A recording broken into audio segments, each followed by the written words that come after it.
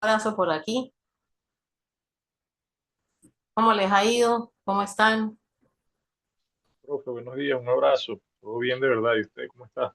Todo bien. Me alegra que estés bien. Bueno, por aquí presentes algunos. Falta todavía gente por ingresar. Pero bueno, ellos toca aprovechar el tiempo, entonces luego verán la clase grabada. Hoy pues la clase es más sencilla, no es así tan larga, espero alcanzar a darla toda. Pero sí tengo que tomar un tiempo para explicar lo del trabajo que tienen que entregar. Entonces vamos a hacer, como sale en el programa, pues dos partes tiene esa evaluación de producción escrita que tienen que hacer ustedes. La primera parte sería hacer un anteproyecto que lo tendrán que traer, un esbozo muy sencillo para que lo traigan dentro de 15 días, porque el próximo sábado no hay clase, entonces tienen 15 días para pensar y para preparar esas ideas. Eh, Ese anteproyecto, pues, tiene las siguientes partes. Si quieres, me compartes el archivo que dice anteproyecto para que ellos lo vean. Bueno, es muy sencillo y seguramente ustedes conocen cómo hacer un anteproyecto, pero pues es para que en la próxima clase me expliquen, me cuenten qué es lo que tienen pensado hacer en su artículo de investigación y cómo lo van a desarrollar, ¿sí? Entonces, aquí en este archivo tan simple, pues están las partes que tiene que llevar ese anteproyecto. Ah, proyecto de investigación allá. Ahí está. Y pues cualquier cosa me preguntan. Si tienen alguna duda, pues me preguntan, me pueden escribir por el privado, también por WhatsApp, eh, por Telegram o por WhatsApp, por cualquiera de las dos vías. Bien, entonces lo que vamos a hacer en ese anteproyecto, pues obviamente es Sí, presentar la idea de lo que van a realizar en su artículo de investigación ya desarrollado más adelante. Pues para eso sí tendrán un tiempo mucho más largo papi, pásame los audífonos. para poder desarrollarlo. Bien, obviamente pues tiene que tener un título, el planteamiento del problema, pues como todos saben, ahí tenemos que contextualizar el tema, por qué es importante, exponerlo y pues plantear al menos tres preguntas de investigación, ¿sí? Esas preguntas de investigación, pues ellas tienen que relacionarse con el objetivo general y los objetivos específicos que tienen que aparecer ahí. Y por supuesto, pues una metodología qué tipo de estudio van a hacer, pues por lo general nuestros estudios son de tipo, eh, son analíticos y de un análisis hermenéutico, por lo general, ¿no? También pues, Profe, no se ve bien la, disculpe que la interrumpa, es que no se ve bien, la pantalla se ve, la imagen se ve alargada y no podemos ver lo que está ok, proyectando. ya Raúl Sí, va, profe, se ve cortado. ok, ya Raúl va a resolver que él es aquí, él es el que maneja aquí la parte técnica, entonces él ya la va a acomodar para que la puedan ver bien. Igual, bueno, voy hablando mientras él va acomodando esta, no sé si será porque es un Word, no, ¿verdad? Bueno, entonces, primero y principal, pues ustedes tienen que elegir una novela, un cuento, lo que quieran, un libro de poemas, no sé, lo que ustedes quieran, cualquier producción literaria de su gusto, la que más les guste, la que prefieran, la que estén leyendo ahora. Hasta puede ser otra de otra materia, como lo prefieran. Pero ¿qué van a hacer? Van a ustedes a relacionar algunos de los conceptos problemáticos que hemos analizado en clase, pues, es decir, abordar esa obra desde alguna de esas perspectivas. Nos falta todavía una clase que sería la de los géneros. Entonces, por ejemplo, si alguien quiere trabajar alguna obra que esté difusa esa categorización genérica, pues usted puede abordar esa obra desde ese punto de vista. Este es un ejemplo.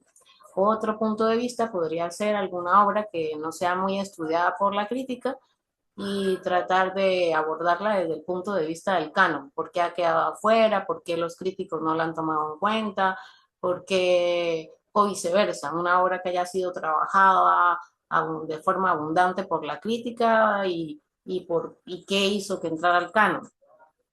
Otra cuestión podría ser alguna novela o cuento ajá, no sé, supongamos Vilamatas, que Vilamatas trabaja muy Enrique Vilamatas trabaja muchísimo el tema o sea, en su obra hay como una idea de lo que es de la literatura muy particular, la concepción que tiene de literatura es muy particular. Entonces, podría ser trabajar, digamos, qué concepto de literatura se refleja en tal obra, de tal autor de Enrique Vilamatas, por decir algo. Entonces, bueno, esa parte espero que me la comprendan, ¿sí? Eligen su obra y algunos de los conceptos problemáticos que hemos trabajado y abordarla desde ese punto de vista. Entonces, eh, hacen su planteamiento del problema, no tiene que ser muy extenso, un par de páginas es suficiente. Bueno, si quieren escribir más, pues escriban más, pero no es necesario. Aquí, pues que sea conciso, lo ideal es simplemente entender el contexto y por qué es importante abordar ese tema y ahora sí plantear las preguntas de investigación porque ellas nos van a llevar a los objetivos específicos y el título al objetivo general. Y pues aquí en la parte metodológica también, bueno, ahí les añadí una parte que no debería ir ahí, pero sí de repente añadir qué teorías o qué textos va a utilizar para abordar ese problema o analizar esa cuestión dentro de ese texto. ¿Qué va a abordar? Va a trabajar, no sé, si es el canon, ¿con qué texto del canon? Va a hacerlo desde el punto de vista de Harold Bloom o de otro estudioso y así sucesivamente. Y pues obviamente las referencias. ¿Ahí qué pasos van a seguir? Bueno, esto es más elemental que puedes bajar un poquito. Ya lo pueden ver bien, ¿verdad? Ah, ya Sí, salió. profe. Ah, ok. Ajá. Bueno, entonces los pasos de primero definir el tema es lo más importante. Para eso yo siempre doy un consejo. Háganlo desde lo que les guste, desde lo que les genere atracción. No para complacer a nadie, sino para complacerse a ustedes mismos. ¿Qué obra usted cree que le llama la atención, que ve que tiene madera para ser explotada, que a usted le encanta esa obra? Eso es lo primero, definir ese tema y ver qué tema también puedo conectar dentro de lo teórico con esa obra. Entonces, una vez que uno tenga eso, que tal vez sea lo más complicado, encontrar el tema y lo que quiero estudiar, después de eso, pues sí, revisar la bibliografía. ¿Qué consejo les doy? Utilicen alguna inteligencia artificial para encontrar bibliografía que les pueda funcionar. ¿Qué herramienta les recomiendo? Está una que se llama Perplexity, otra que se llama Liner, que son inteligencias artificiales que ellas buscan artículos de investigación y buscan en tesis de grado, pero lo hacen en los repositorios de las universidades. Y los que están libres, pues uno entra, le lleva el link, le saca toda la lista según lo que uno va a pedir y uno va al link e ingresa. Bueno, hay algunas que no puede uno acceder porque son pagas, sobre todo de universidades extranjeras. Ah, la conexión está inestable. ¿Sí me oyen bien, verdad? ¿Se fue la señal? ¿No? Sí, se paró un momentico, pero ya la escuché. Ah, ok. Ah, bueno, entonces ustedes utilizan esas, el que quiera, ¿no? El que quiera hacerlo a la usanza antigua, pues lo hace. Pero yo les recomiendo utilizar esas herramientas, Perplexity y Liner. Entonces buscan ahí, buscan el link y seleccionan los artículos que quieran. Y para que les sirvan, claro, para el tema que ustedes hayan elegido.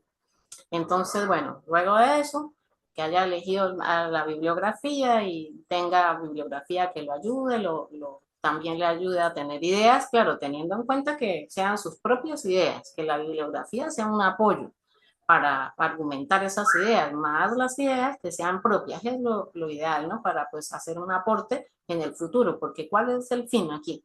El fin es que ustedes hagan un artículo a largo plazo, claro, dentro del tiempo que tengan para hacer eso. Y ese artículo pueda ser publicado en la revista Contexto, es lo ideal y lo que quisiera. Y si se ha logrado en varios casos en esta materia, pues han salido artículos para publicaciones y es lo ideal. Entonces, bueno, se trazan sus objetivos, primero analizar ese problema, trazarse los objetivos que quiero alcanzar yo con este texto, preferible que sea conciso, no complicado, pero que sea coherente. Entonces, hacen hacen un esquema con esas ideas que van a desarrollar y qué argumentos piensan que los pueden soportar. Esos argumentos, obviamente, nacerán de la bibliografía y del propio análisis. Ahora, por otro lado, pues supongo, no sé si tienen el manual de estilo de la revista Contexto. Si no lo tienen, pues me dicen y yo se los comparto por el grupo.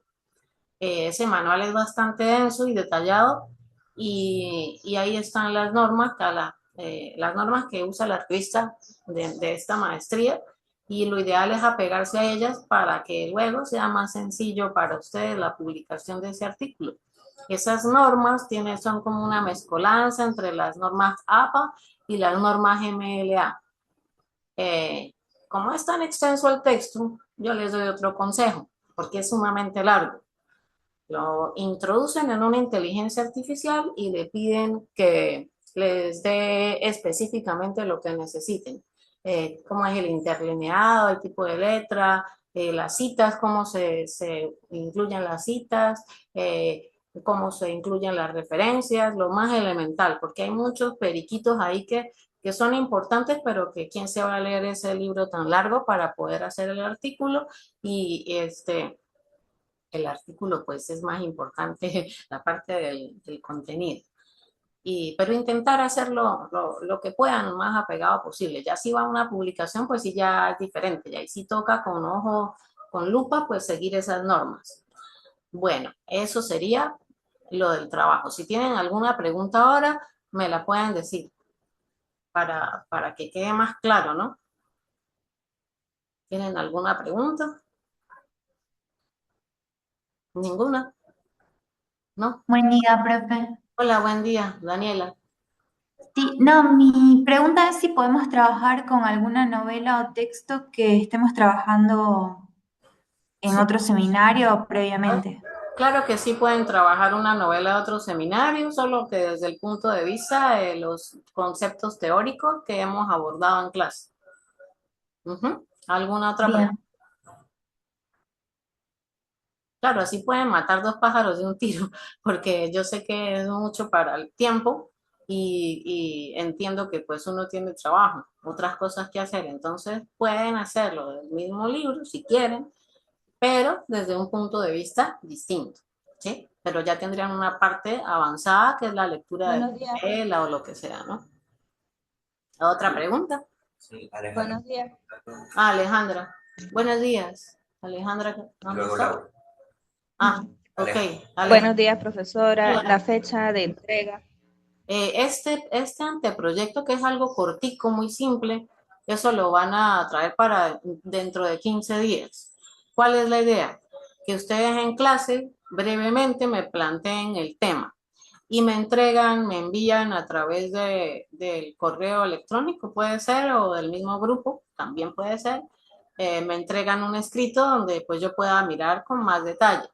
Entonces, la idea es que en la próxima clase me puedan comentar y pues yo les pueda hacer sugerencias o les pueda colaborar de alguna manera con lo que tengan en ese anteproyecto. Entonces, para dentro de 15 días, cada uno me lee brevemente y les comento rápido y me envían el escrito a través del grupo. Yo creo que puede ser a través del grupo de Telegram.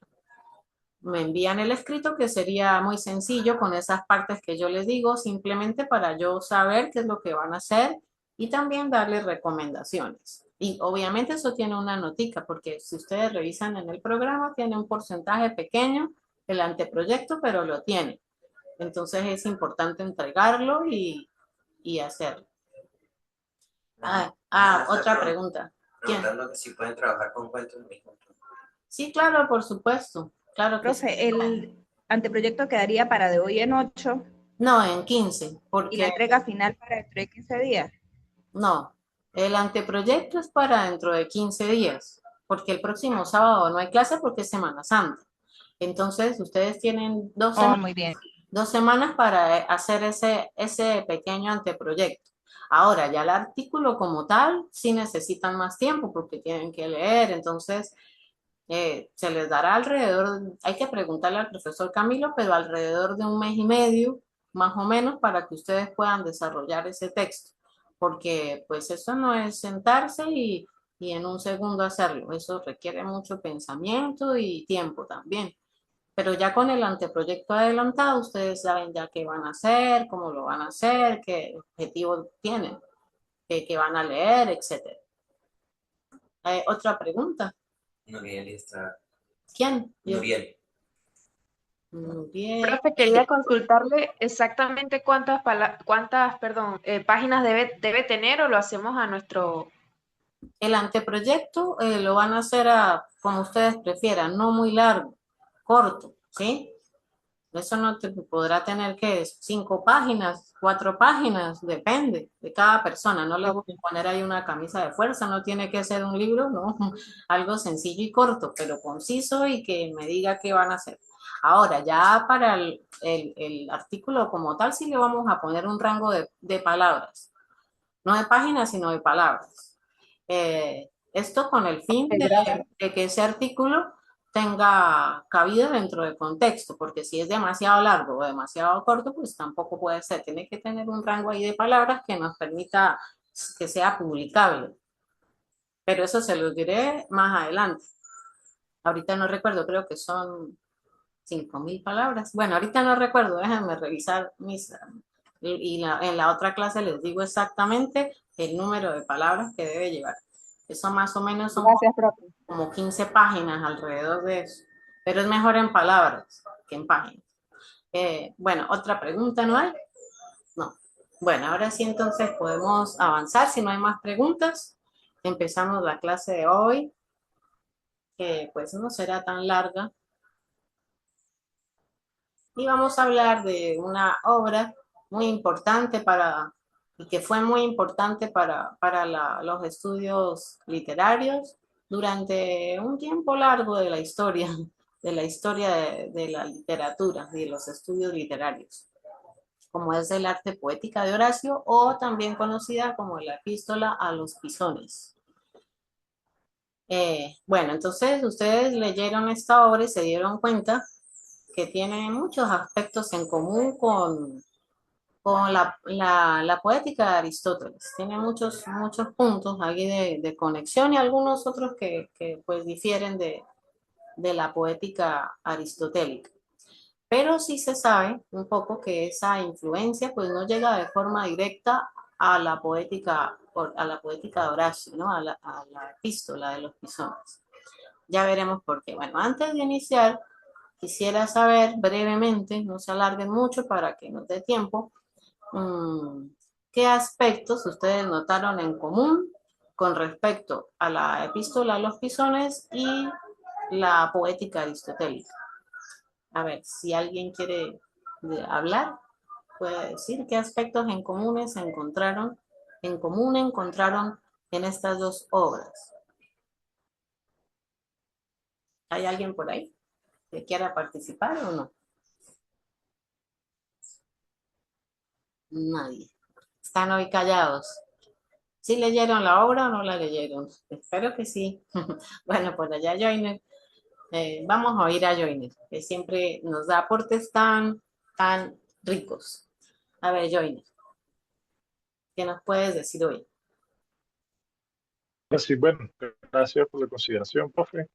En este caso me interesaba mucho el tema de cómo Aristóteles y Horacio trabajan la adecuación de los metros al tema. Eso es un elemento que ellos tienen en común, o que yo considero que tienen en común.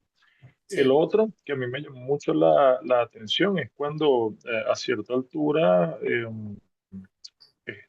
Horacio comenta, procura cuando escribas la sencillez y la unidad. Claro, quizás Aristóteles no lo comenta en términos de sencillez, pero sí en términos de proporción.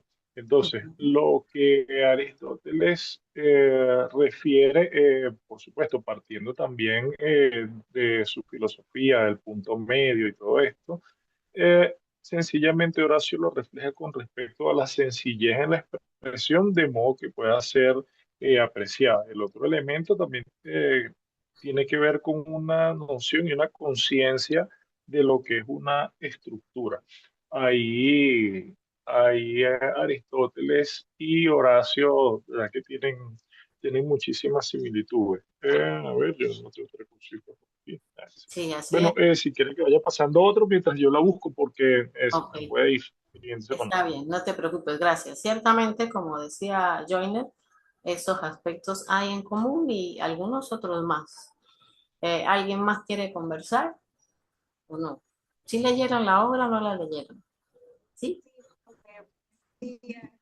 Bueno, yo sé que no son obras tan sencillas de leer, tienen su complicación, pero pues hay que leerlas porque son básicas para luego entender otros aspectos teóricos y ver cómo se van relacionando a veces las mismas escuelas Buenos anteriores. días. Hola Laura, ¿cómo estás? Hola, profesora. Buenos días. ¿Cómo están, muchachos? Bien, gracias. A mí me parece que hay muchas similitudes en cuanto a la parte en donde se defiende mantener una coherencia temática, hablan de la estilística ambos autores, también hablan de la importancia de las personas al escribir, hay como en cuanto a lo que son las sátiras, eh, la poesía, y la parte de incluso de la estructura que también guarda algunas similitudes de la poética y de Aristóteles y de Horacio, eh, de la tragedia y la comedia, ambos tocan esos puntos, lo que es la tragedia y la comedia, lo que es guardar las formas, la parte bella de lo que significa trabajar con poesía, en cuanto a los temas y al deleite de las personas que están leyendo, se dirigen mucho a lo que es la parte del lector. Yo una de las diferencias que conseguí es que en la primera, lo que propone Aristóteles estaba incompleta, pero lo que escribe Horacio es una obra bastante completa. Hasta el momento, pues ambos están enfocados, hasta donde logré leer, están enfocados en la belleza de la poesía y guardan como las formas de lo que es la estilística para poder producir este tipo de texto. Ok, bueno, gracias Laura. Sí, ciertamente es así. Gracias por tu aporte. Por aquí leemos unos comentarios que dice Daniela, me hace reír, pero sí tienes razón. Son un plomo, pero muy bonitas. Me imagino que se refiere a las obras, que son pesadillas. Sí, claro, porque son tan lejanas a nosotros, a pesar de que, bueno, tengan traducciones y que intentan acercarnos, pues sí, son obras pesadas, pero llenas de una riqueza increíble y que a veces contienen información reveladora sobre lo que uno cree que son teorías tan nuevas que uno ve que se desarrollaron en el siglo XX y que, bueno, están muy tan bien afincadas en esos textos eh, que tienen tantos años. Bueno, muchas gracias por ahí. Ah, Joyner ya encontró su apunte. A ver, Joyner, te oímos. Mientras le echo azúcar al café, mientras hablas. A ver, Joyner, cuéntanos. Ok, sí, lo que pasa es que se quedó pegada la imagen y Ah, pensé ok. que había sido Yo yo. sí No sé, pensaba que pero ya. tenías cara de pensativo y era que estaba la imagen detenida. Ok, creo que pasó lo mismo. Se quedó pegado. Sí. Bueno, creo que el internet de Joyner le está por ahí fallando. Ajá, aquí estoy. Ah, ahora sí, te toca apagar la cámara, sí. Sí, sí, mejor. Ujú. Aquí lo tengo anotado, sí, es porque yo tengo la epístola, los pisones aquí y una de las cosas que anoté es precisamente el tema de la verosimilitud. Ujú, Y creo que ese se me había pasado que el que yo considero que es uno de los más importantes, el tema de sí, la verosimilitud, que es tan sí, total. importante en Aristóteles como en Horacio. Y lo otro es que el tema es una similitud hasta cierto punto, porque para Aristóteles el carácter es vital y el estudio del carácter humano y la representación del carácter no puede ser igual, por supuesto, en todos los géneros. Y Horacio, aunque lo toca de otra manera, sí comenta que es importante que el poeta estudie el carácter de las representaciones que va a realizar, el carácter de los jóvenes, el carácter de los viejos, el carácter de los niños, y precisamente tiene que ver con etos en el sentido del carácter. Claro, él utiliza otra expresión, pero allí hay una similitud. Sí, total. El tema de la verosimilitud es esencial tanto en Aristóteles como en Horacio. El hecho de que no solamente en la cuestión de la lógica de las tramas, que sea verosímil, que sea creíble, aunque no se haya realizado en la realidad.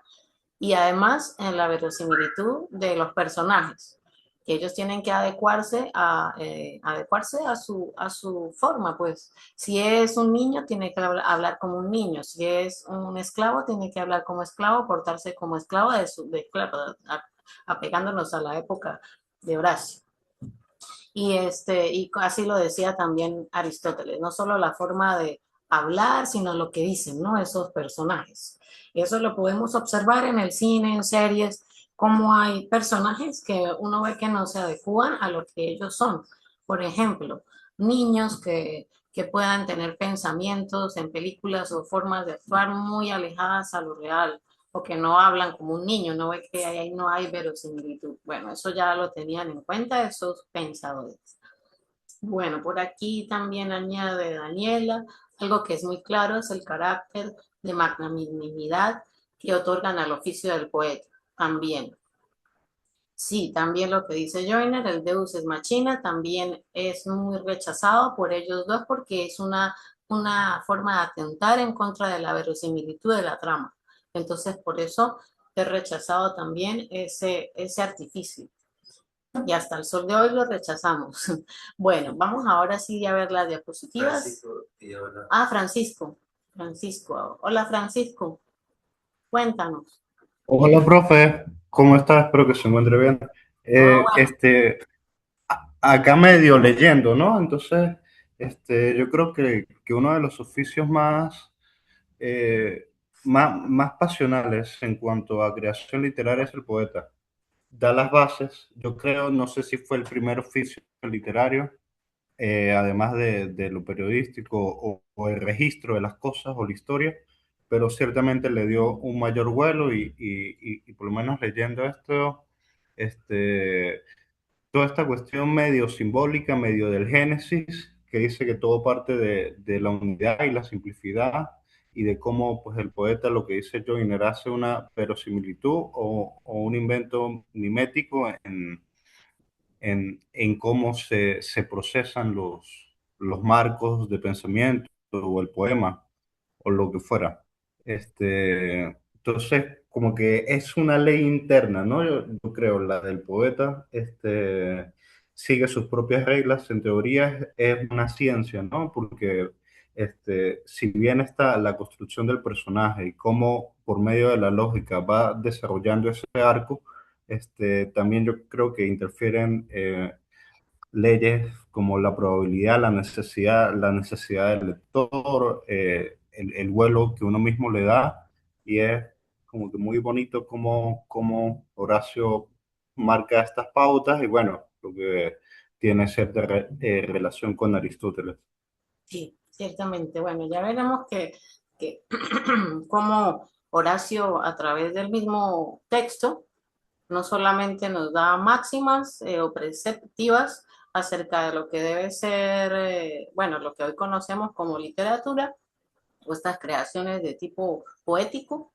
Bueno, decir creaciones poéticas es un poco raro, pero sí, ustedes me entienden. Bueno, pero sí, él lo demuestra a través de la forma y del fondo. Es decir, este poema, esta epístola que está escrita en verso, pues tiene esa característica que ella en sí misma encarna los preceptos que ella propone para poder lograr una obra que sea elevada y que sea capaz de ingresar al canon, aunque no lo mencione de esa manera. ¿Qué elementos debe tener algo para considerarse valioso dentro de esta área del conocimiento y de la producción humana? Pero él nos los va a demostrar de dos maneras, con las palabras y con la forma de su propio texto. Está ahí eso reflejado. Claro, eso es algo que han descubierto los estudiosos a lo largo de los siglos porque no es tan fácil de ver. Entonces sí está muy cifrado lo que cifrada ese fondo, esa forma, y ese fondo está cifrada esa relación, no está tan explícita, es lo que quiero decir. Bueno, por aquí dice Victoria, me pareció interesante su comparación con las pinturas, como la poética también puede agradar en cierta parte en lo lejano y en otra en acercamiento. Bueno, ella se refiere al tema de la comparación que él hace de la poesía y la pintura. Y esto tiene que ver con la mímesis, ¿sí? También tiene que ver con la mímesis y la presentación del mundo. Y la parte de que dice que puede agradar, una pintura puede agradar dependiendo de la unidad que tenga, es decir, de la proporción. Recordemos que Aristóteles, para él lo que es bello, tiene que tener una proporción, una unidad, es decir, que se pueda abarcar rápidamente, no que esté fragmentado o que sea difícil de absorber por los sentidos. Una pintura se observa y se entiende de una sola vez, como una unidad. Así debe ser el poema también o la producción bella para este autor. Tiene que tener proporción y tiene que tener unidad, y también está ese principio de mímesis que lo está ahí compartiendo Victoria. Bueno, ya habla también de la rigurosa y severa lima. Sí, este es otro elemento aquí muy importante porque le da mucho valor al tema de la técnica y de cómo el poeta tiene que ser como un escultor. Hace otra comparación prácticamente, porque esta imagen de la lima es cuando pues está el escultor puliendo su escultura, su producción. Entonces, ¿a qué se refiere? Que no puede ser como sucede muchas veces en nuestra época, en la época contemporánea, que un poema, ay, yo me sentí feliz, me tomé un café, me tomé un vino y escribí un poema. Y ese poema me gustó tanto y lo lancé a Facebook. Y entonces todo el mundo le da like. No, eso no es la idea. Para Horacio, un poema debe tener trabajo. Es decir, sentarse con él una y otra vez, guardarlo, volver hacia él, cualquier producción literaria. Y así muchas veces irlo puliendo, porque ustedes saben que uno puede hacer algo. Ajá, es una receta de cocina. Uno la hace y uno la prueba y uno dice, cónchale, esto lo tengo que mejorar. Para la próxima le pongo esto, no le quito aquello, calculo esta proporción de tal ingrediente. Y así mismo pasa con la obra artística, la obra literaria en este caso. Tiene que ser riguroso, su construcción debe ser rigurosa y debe ser con la lima. Cortó. Bueno. Ajá, por aquí volvemos, que perdimos la señal, ya estamos aquí de vuelta. Por aquí, ajá, vamos a leer un comentario, dice Joyner, lo que pasa es que él toma en cuenta la inspiración y la técnica, sí, y comenta que no debe haber ningún desequilibrio entre ellos. A propósito de eso, también señala la importancia del saber para la elaboración del poema. Muy bien, tal cual es. Bueno, vamos a seguir aquí con esta presentación, porque vamos a hablar específicamente de esos temas que ustedes han mencionado. Y bueno, puedes pasar a la siguiente. Hemos hablado mucho y no hemos avanzado tanto. Bueno, entonces vamos desde el principio, como debe ser. Aquí tenemos, bueno, Quinto Horacio Flaco. Estos nombres así de primero, segundo, son muy así latinos y se solían ubicar por pues, el lugar el tipo de los hermanos. Bueno, entonces Quinto Horacio Flaco y su obra.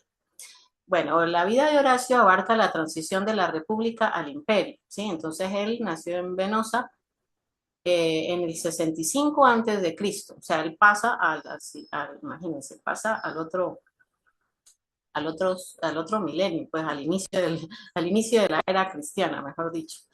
Ajá, entonces sí se muere en el 8, sí, después de Cristo, dice antes de Cristo, pero no, mentira, sí.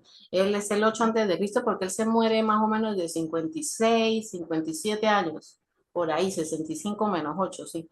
Se muere más o menos de 56 años. O sea, no era viejo. Entonces, hijo de un liberto que invirtió sus escasos recursos en darle una educación privilegiada en Roma con el estricto maestro Odilio. También él estudia en Atenas, no solamente en Roma. Él huye de la batalla de Filipos en el 42. Esto es importante porque pues él era pacifista total. Tanto así que se va pues él lo obligan a ir a la batalla de Filipos y él se escapa. Él luego regresa a Italia y se acercó a la filosofía epicúrea a través de amigos como Virgilio, Vario, y entró al círculo de mecenas de Augusto.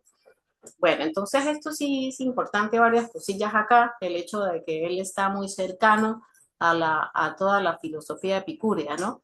Entendiéndola, no como se le suele entender vulgarmente o popularmente como el hecho de que sea algo hedonista, no, todo lo contrario, sino que es un gusto de los placeres equilibrado, ¿sí?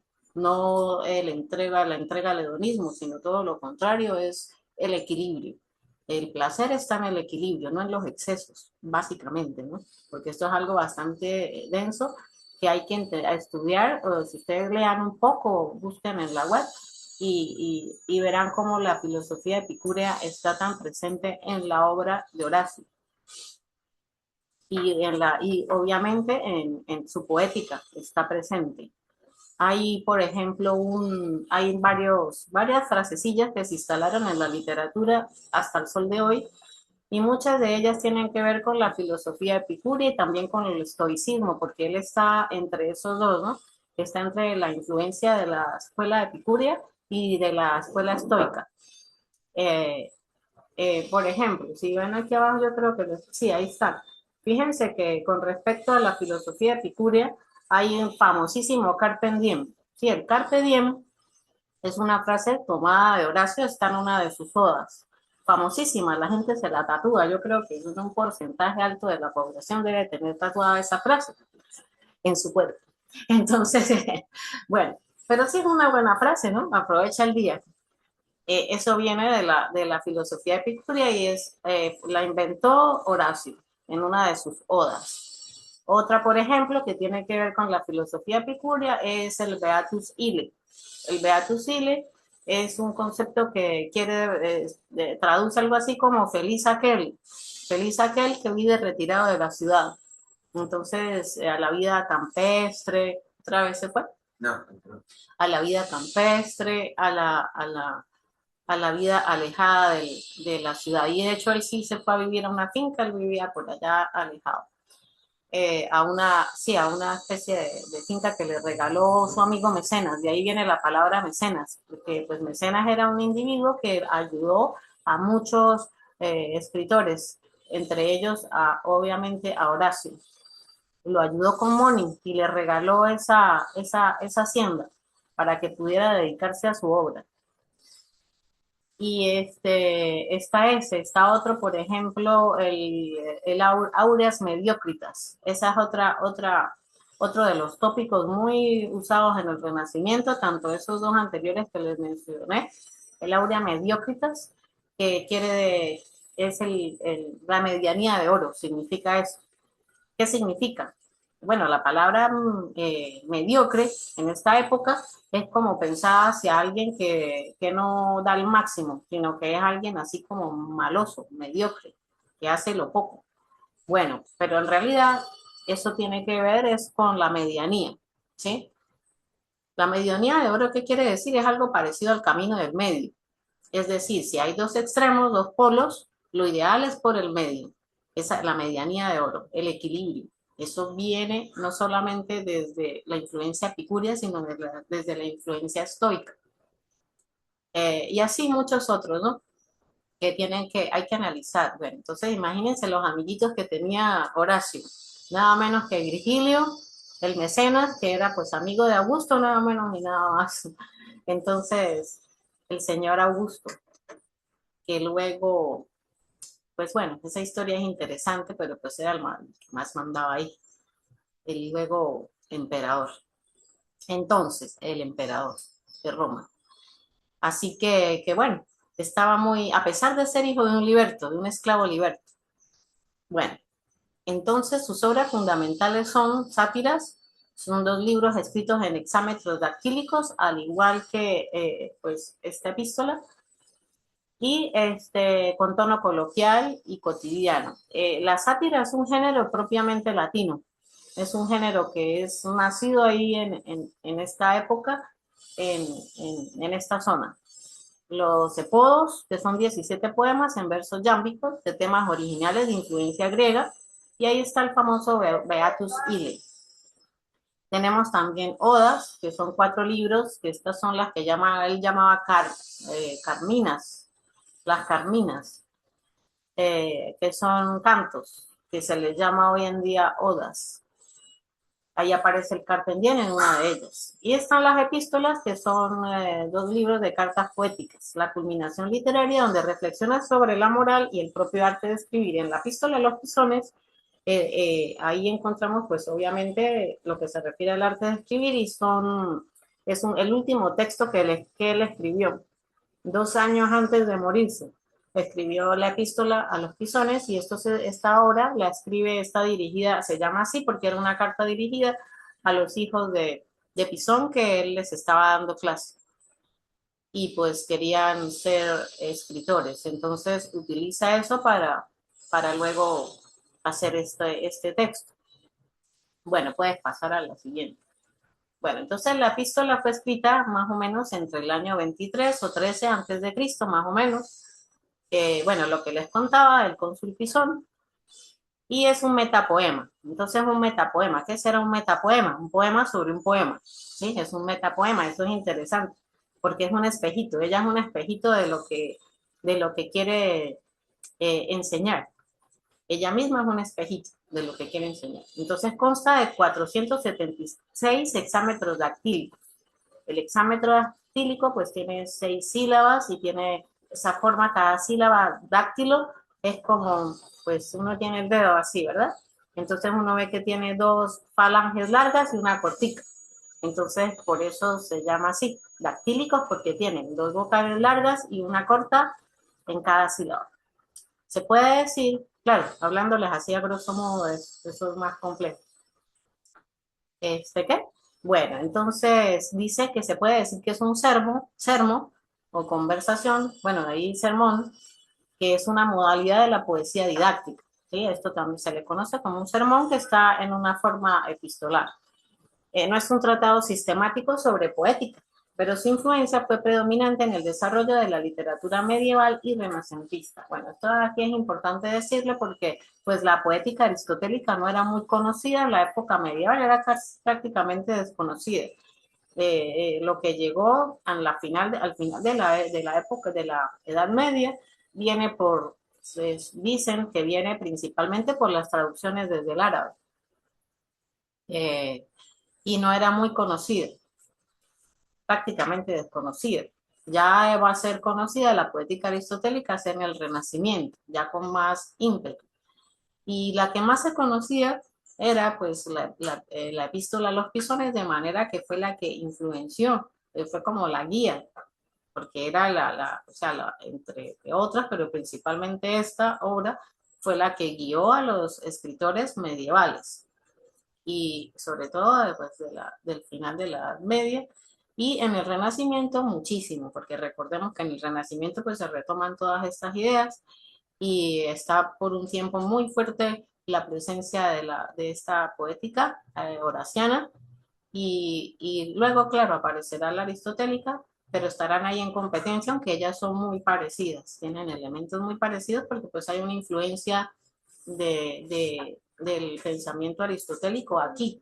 Ahora, ¿cómo llegó esa influencia a Horacio si no era ni siquiera en su época era tan conocida se dice, ¿no? La poética aristotélica. Era más la retórica, sí, era conocida en su tiempo, entonces hay influencia, se dice que muchos elementos están tomados desde la retórica, y que lo que llega de la poética no es directo, sino que llega a través de uno de los maestros de Horacio, Neptólemo, creo que es el nombre es un poquito largo.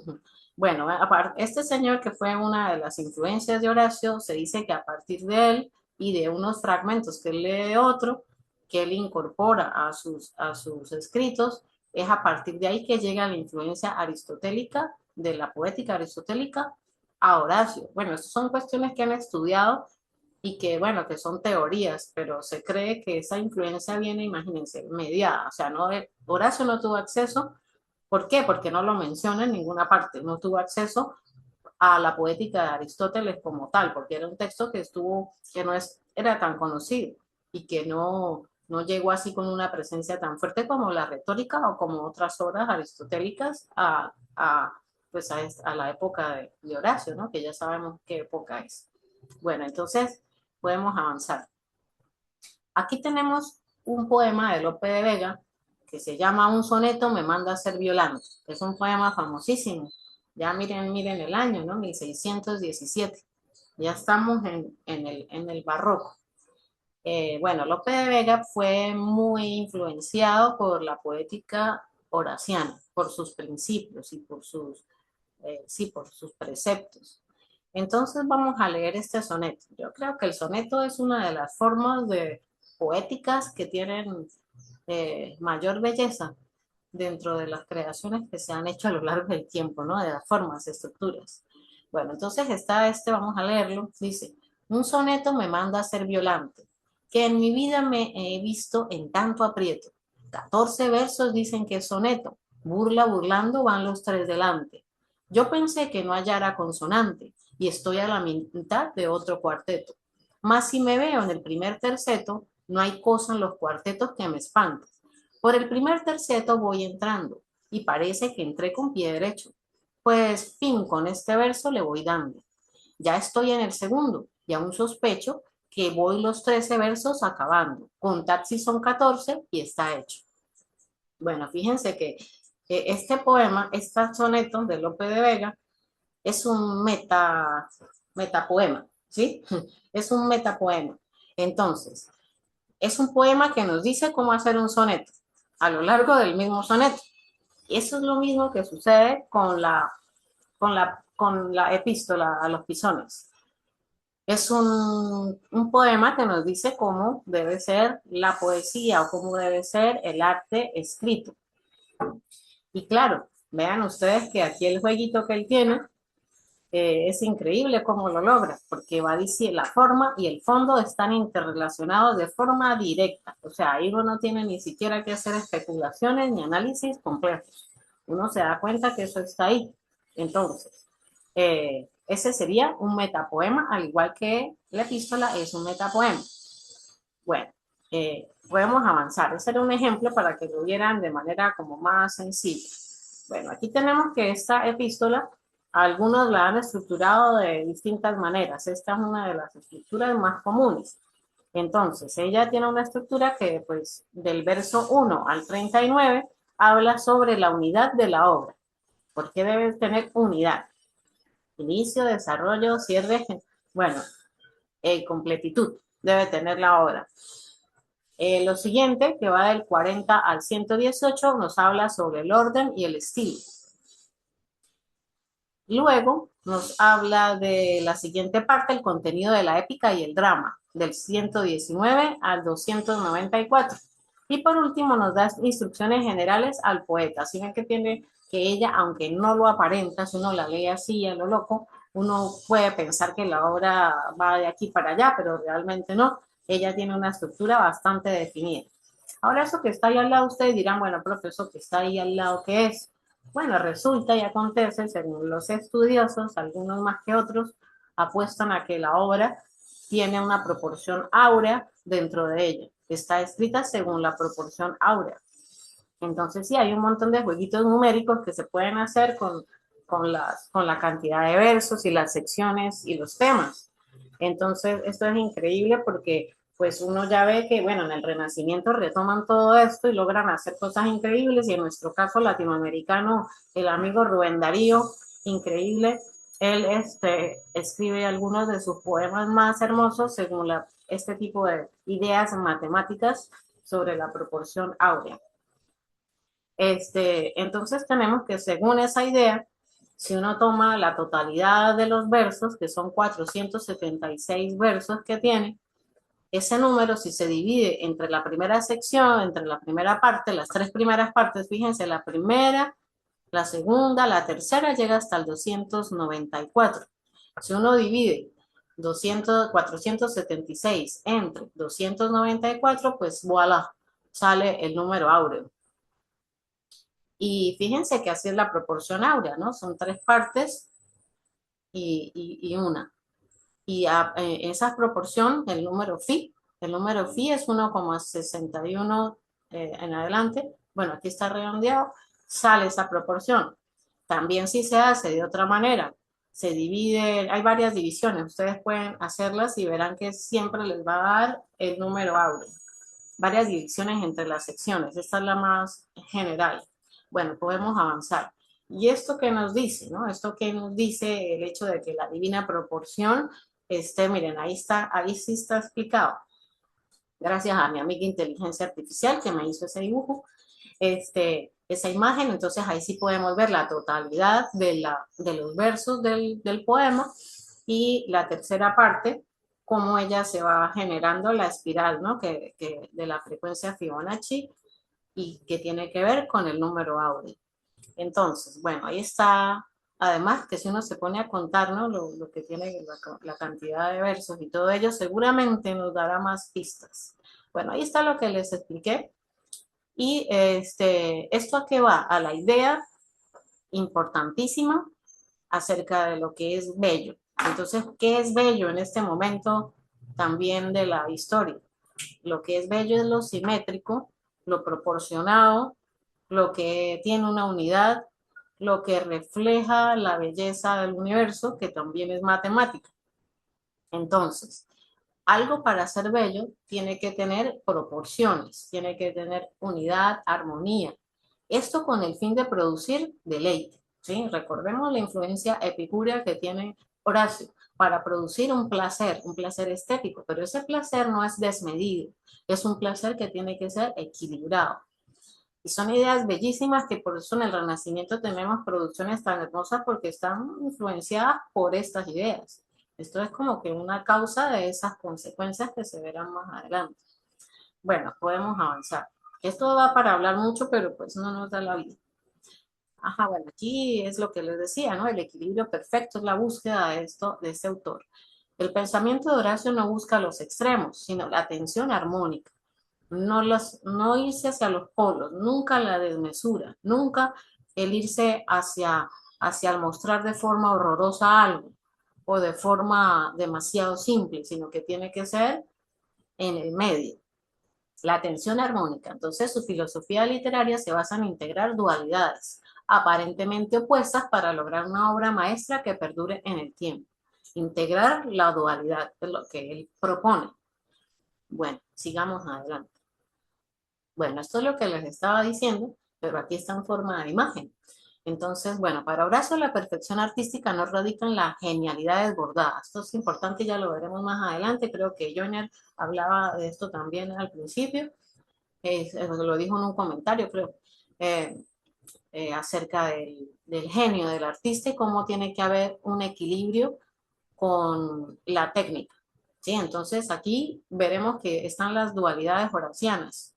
Esas dualidades horacianas, fíjense que aquí en ellas se expresa precisamente eso de que la obra de arte tiene que ir no puede ser desbordada ni irse hacia los polos, tiene que estar en el medio, equilibrada. Entonces, si tengo por una parte la técnica, ¿sí? Y por el otro lado la inspiración que me pueden dar, bueno, los dioses, esa inspiración desbordada del poeta, no puede estar sola, o sea, no es solo inspiración y que yo escriba, me sale un poema perfecto, no. Los que escriben aquí pues bien lo saben. Por el otro lado está la técnica. Entonces el poeta siente la inspiración, escribe su cuestión, pero va con la lima. La lima es la técnica. Se sienta y hay un equilibrio entre esa pasión desbordada que Dios le otorga y por el otro lado está esa lima, que es la técnica y la razón que tiene que estar aplicada. Entonces es inspiración más razón. No es solamente solo pasión e inspiración o solo razón, porque si es solo razón, pues nos queda otra cosa, no queda literatura. Ajá, entonces tenemos aquí la obra debe ser concebida como un organismo vivo y donde nada sobra ni nada falta. Entonces, bueno, ahí tenemos que están las dualidades, la unidad y la simplicidad. Entonces tiene que tener una coherencia. Él, pues, obviamente que pues, él tenía también esa característica en su obra, que es un poquito así burlona. Entonces, él habla al principio de la obra, ustedes no sé si recuerdan la imagen al iniciar, que habla de un ser monstruoso, ¿no? Que tiene cabeza humana, cuello de caballo y plumas de diversas aves. Entonces eso es una burla a lo que no es, a lo que no debe ser, a lo monstruoso, ¿no? Tiene que ser simple y con unidad, con coherencia interna. Se refiere a la coherencia interna que produce verosimilitud. Por el otro tenemos la conveniencia, que es el equilibrio esencial. Es la coherencia entre fondo y forma, entre lo que se expresa y cómo se expresa, entre la actitud del poeta y el argumento. Eso es importante, tiene que haber ese equilibrio entre el fondo y la forma, entre el argumento y cómo expresa el argumento, también se corresponde con el cómo digo el argumento. ¿Sí? Tiene que haber un equilibrio en eso. Y tenemos la armonía, que es la conexión entre las partes. Entonces, como un ser orgánico, que esta idea pues es aristotélica también, que tiene que haber la trama, que es lo más importante para Aristóteles dentro de la tragedia, ella funciona cuando interactúa lógicamente, cuando se corresponde una cosa con otra. Y eso a su vez tiene que conectarse con la métrica que se elige para decir lo que se va a decir. Pues recordemos que, bueno, ya en esta época no es así, pero en otras épocas lo que yo decía se correspondía con un tipo de métrica en particular. Lo que quería escribir el poeta se correspondía con una métrica en particular. Como les decía en la clase pasada, la épica jamás se iba a escribir en jambos, jamás, o en otro tipo de formas. La épica se escribía en hexámetros dactílicos porque era la forma para la épica. Esa forma era una forma elevada con un ritmo específico, con unas formas específicas que eran necesarias para expresar eso que le sucedía a esos héroes. La tragedia sería en otra forma porque lo exige su representación en la escena también y los ritmos de lo que va sucediendo. Bueno, entonces por ahí hay unos comentarios, a ver si Raúl me hace el favor y los leemos, porque siempre son importantes, aportan mucho, vamos a leerlos. Dice por aquí Erasmo, el número áureo, el número E, el número pi, remiten de modo fractal y proporcionar una armonía universal y sobrehumana que articula el universo, según científicos y artistas, y más hoy en día, ¿no? Que han descubierto tantas cosillas por ahí. Esto también es fundamento de la teoría panpsiquista, es decir, que toda la materia del universo contiene grados irreductibles de conciencia y que nosotros los humanos somos interfaces para esa conciencia universal según nuestra propia experiencia, tal cual. Entonces eso se dice. Y precisamente pues el poeta puede captar ciertas interfaces de esa conciencia dependiendo del poeta. El estilo y la técnica son una larga paciencia. Y la inspiración, los arquetipos vivos en nuestra conciencia son relámpagos, impulsos que se canalizan a través del poema. Bueno, entonces fíjense, sí, la cuestión de la paciencia es esencial en el tema de la creación poética y esto es algo que Jani Osos, nuestra maravillosa poeta venezolana, lo dice. La paciencia es una de las fases de la creación. Esa paciencia no solo en el recibir lo que venga de los dioses hacia el que escribe o al que crea, o que venga de donde venga, sino la paciencia a la hora de sentarse y la corrección, ¿sí? Y la limpieza de esos textos con la técnica. Bueno, entonces sigamos con las diapositivas. Ángel está por aquí. A ver, Ángel. Hola, profe, ¿cómo está? Buenos días, ¿se me escucha? Había ido la señal. Sí, Ángel, adelante. Hola, ¿cómo está? Quería hacer una pregunta que quizás no tiene que ver directamente con lo que estamos hablando, pero sí. Eh, Quería preguntarles de su perspectiva, ¿por qué hemos perdido tanto la noción de la métrica en la poesía contemporánea? O Bueno, sea, ¿qué se debe a este cambio estético tan abrupto, ¿no? Que hoy en día estamos con los versos libres, muy marcados. Entiendo que es una cuestión de época, que es una cuestión de momento, pero bueno, no sé si hay alguna otra explicación. fíjate que eso es una cuestión que se dio a lo largo de la historia, justamente pues empieza con los poetas malditos, por ejemplo Rimbaud, que empiezan a romper, pues, justamente como una cuestión de rebeldía, porque muchos creadores veían estas formas no como representaciones de la belleza matemática del universo, sino que lo veían como camisas de fuerza que no les permitían expresarse. Entonces era una revelación a la tradición, y la literatura es así, es siempre bueno, ya no tanto, pero en unas épocas fue como siempre ir en contra de la tradición, ir en contra de la tradición. Y obviamente esto se hace mucho más conciso y fuerte durante la época de las vanguardias. Obviamente los poetas malditos son con un tiempo anterior obviamente a las vanguardias. Ellos son los antecesores de las vanguardias. Entonces, las vanguardias al inicio del siglo XX, ellos ya toman la palabra por su mano y deciden romper con toda la tradición. Entonces, un Rubén Darío, por ejemplo, que él está, un poeta modernista que está muy influenciado por toda esas lecturas de clásicos. Pues, ¿qué dice la vanguardia? Pues vamos a romperle la cabeza al cisne de Rubén Darío. ¿Y qué es el cisne de Rubén Darío? Pues esa búsqueda de la belleza a través de la perfección de la palabra y de ver el poema como una joya. Entonces ya luego el poema o la obra no es una joya perfecta que refleja el universo, sino, claro, sino es otra cosa, ya es un arma de rebeldía, es una forma de expresión. Los futuristas nos lo mostrarán cuando dicen que quieren destruir las bibliotecas, quemarlas, quieren destruir la victoria de Samotracia, que quieren que la poesía sea un puño en la cara. Ese tipo de cosas que son de las vanguardias es una revelación. Ellos se revelan completamente a estas formas. Y era algo necesario, porque pues son como las dinámicas, la dialéctica histórica, pues, que se da dentro de las corrientes. Entonces en ese tiempo eso se rompió, pero bueno, otros también lo han retomado. Últimamente hay gente pues, que retoma otras, no esas mismas formas, sino otras. Hay gente que ha vuelto al soneto, por decir algo, o que hacen, creo que, bueno, hay muchos poetas que han intentado hacer sonetos en la actualidad, porque bueno, ya en esta época no se habla de esas corrientes y de esa ruptura tan fuerte, sino que ya hay como síntesis y recreación de cosas que existieron antes. Entonces, bueno, esa influencia de las vanguardias es la que pues va a hacer que la poesía luego se desligue de todo eso y que el verso libre pues sea más promovido y que la técnica se abandone.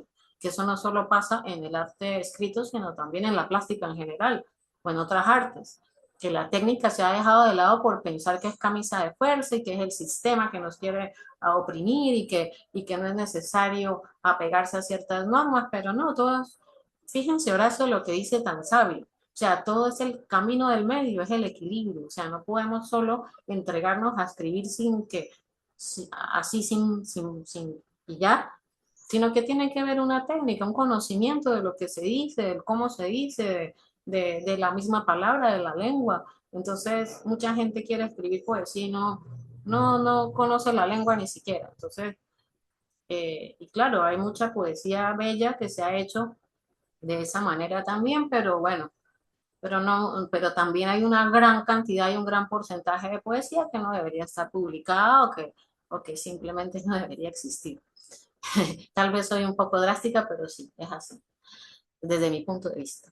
Bueno, vamos a leer comentarios. María dice que está sufriendo con la señal, creo que está terrible en todas partes porque aquí también.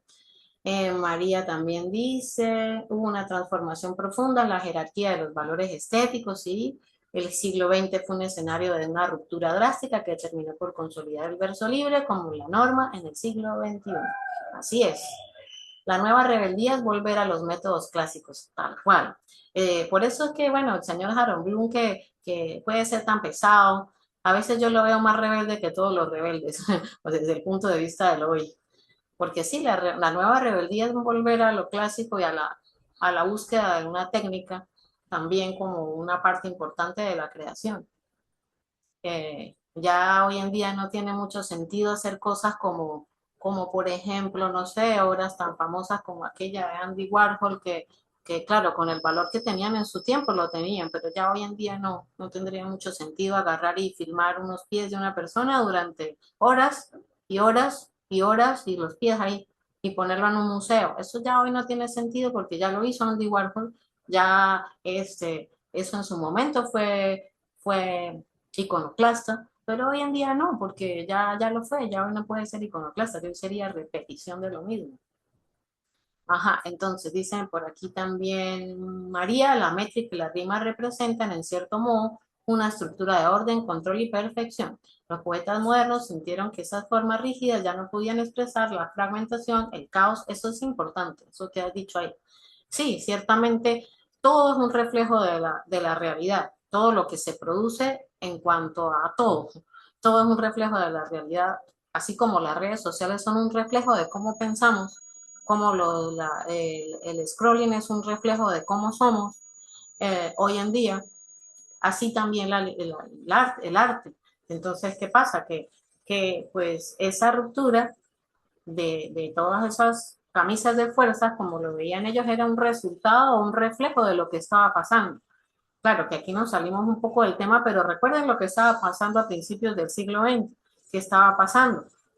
Pues imagínense, segunda revolución industrial, la Primera Guerra Mundial, todo lo que estaba apareciendo con todas estas nuevas tecnologías en la guerra, las crisis económicas, todo eso lleva a pensar que el pasado no sirve, que la historia hay que cambiarla, que ya eso no nos representa, que la belleza, que en el mundo no existe belleza porque lo que hay es mortandad en las trincheras, entonces hay que mostrar esa mortandad en el poema, entonces también tiene un sentido que haya sucedido.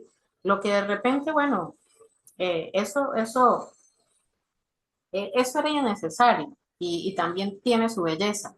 Lo que pasa es que eso produjo también mucha proliferación de creaciones que algunas se quedaron muertas. La historia las dejó atrás, que eran copias o repeticiones o simplemente no había originalidad de ellas. Lo que sí tenía originalidad, lo que sí tenía presencia y que lo logró rompiendo los esquemas, quedó. Un ejemplo, tantos, ¿no? Vicente Huidobro, César Vallejo, etcétera, ¿no? Bueno, vamos a ver, Erasmo quiere participar. Erasmo, te oímos. Sí, buenos días, profe. Buenos días para todos. Bien, allí tomando en cuenta también lo que dijo el compañero Ángel, pues eh, según una entrevista que Francisco José Cruz le hizo a Eugenio Montejo, esa entrevista está en la parte final del libro Poemas Selectos de Montejo, de Bienco. Montejo refiere también, y bueno, y era lo que sucedía, que todas esas formas clásicas tan musicales de la búsqueda de perfección de los sonetos, pues se vieron disminuidas por el uso, digamos, por formas deficientemente artísticas, ¿sí? Y entonces también se fue abandonando eso, también Montejo el primer libro, pues también tenía sonetos.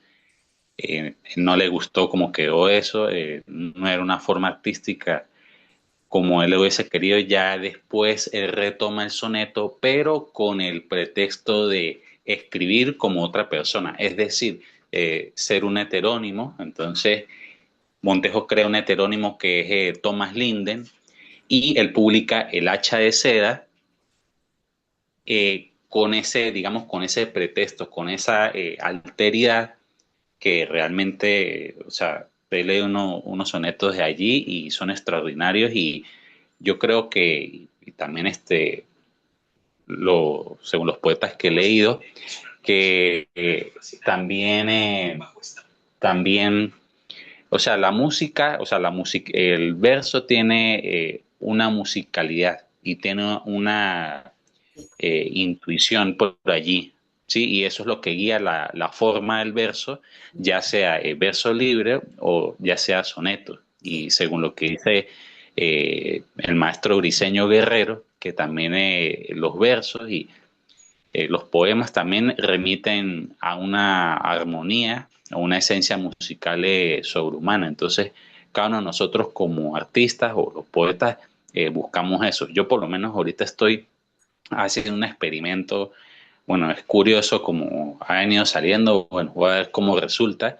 Y es escribir poesía de ciencia ficción, o sea, creando yo un personaje que escribe sonetos, pero dentro de 100 años.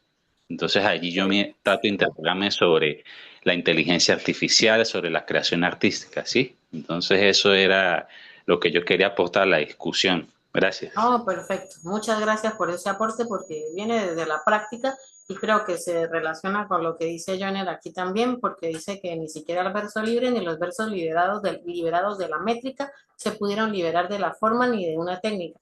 Sí, porque hasta el surrealismo tiene una técnica, sí es así, pero técnicas distintas, es verdad. Ahora, relacionando con lo que dice Erasmo, hay una cosa que es esencial a la poesía, yo creo que es esencial, y es el tema del ritmo, que lo mencionaba Erasmo. Así sea verso libre, así sea o no, el ritmo tiene que existir porque es como algo medular en la poesía. El poeta halla la forma de encontrarlo. Cuando el poeta es concienzudo y entiende la densidad de su oficio, pues sabe que tiene que atender a la musicalidad, por eso la elección del léxico, elección de las palabras, entre tantas palabras, porque esas palabras pues realmente atienden a una forma que quiere revelar no solamente un tema, sino también una cuestión de tipo rítmico y armónico, si se quiere, pero con armonías que no son de repente las mismas. Esto es bueno que tenerlo en cuenta, porque sí, hay una armonía, pero es una armonía que pues no es la misma que de la época del Renacimiento, es otro tipo de armonía, pero está, cuando el poeta es verdaderamente un poeta, no alguien que juega a ser poeta. Entonces fíjense Montejo cómo lo hace. Hacer sonetos yo creo que es una cosa dificilísima y más lograr esa relación entre fondo y forma, y él, fíjense que un poeta de ese calibre, le pudo haber costado hacerlo. Bueno, entonces por aquí leemos, dice María, Milagros, particularmente, aunque esa perfección era hermosa, me sentía sentir asfixiada y abrazarme al verso libre porque en los 80 me obligaron, me acostumbré y me es difícil volver a las antiguas formas de escribir poesía. Ah, fíjate. Eso es alguien que ha sentido esa sensación de que cómo las formas pueden asfixiar a alguien.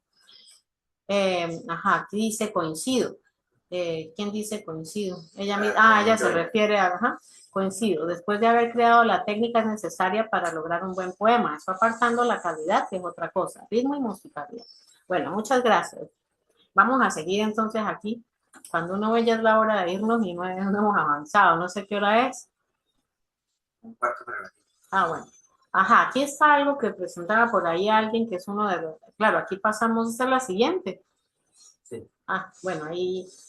Estos son temas que trabaja la obra, ¿no? Entonces, uno de los temas que, bueno, se relaciona con lo que estamos diciendo casualmente, es que fíjense, para Horacio es un mito aquello del poeta impulsivo arrobado, ¿no? Entonces él propone la proscripción absoluta de los poetas mediocres, argumentando, claro, mediocres en el sentido moderno, argumentando que la poesía nace para rozar lo sublime, si se aparta de lo excelso, se precipita al abismo. Y esa búsqueda de lo excelso tiene que ver pues con ese trabajo que va entre la técnica y la inspiración. Entonces eso es el concepto del labor lineal, que es un concepto que luego aparecerá en otros poetas renacentistas, eso de el labor lineal. Y barrocos también, porque en el barroco hay bastante influencia de esto. Fíjense que en el barroco pasa algo, bueno, se me viene a la mente, creo que es importante, el tema del conceptismo y el culteranismo durante la época barroca. Y es que había esa dualidad dentro de las producciones del barroco.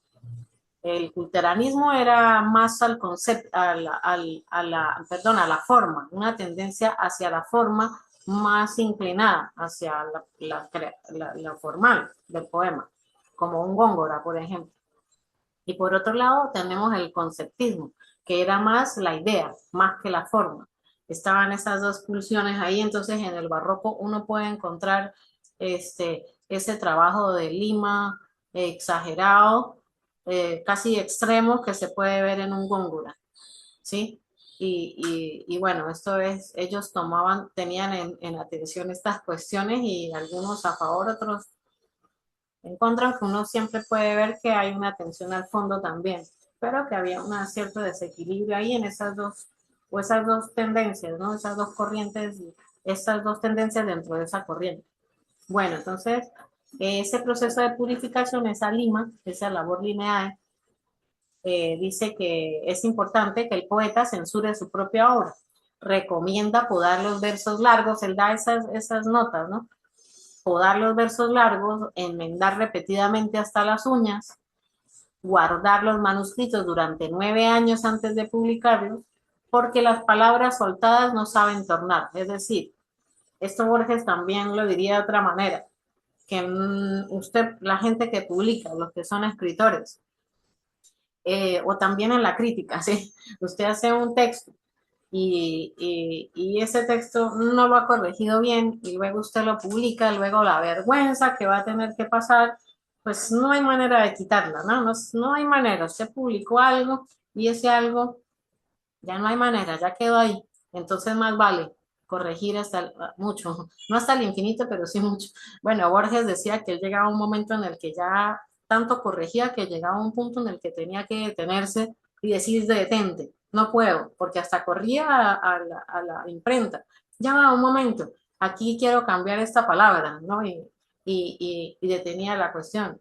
Y no, llegaba un punto en que él tenía que decir, no, quede como quedare, pero claro, todo en equilibrio, ¿no? Pero sí, para él ese consejo le da al escritor, ¿no? Entonces, bueno, podemos avanzar.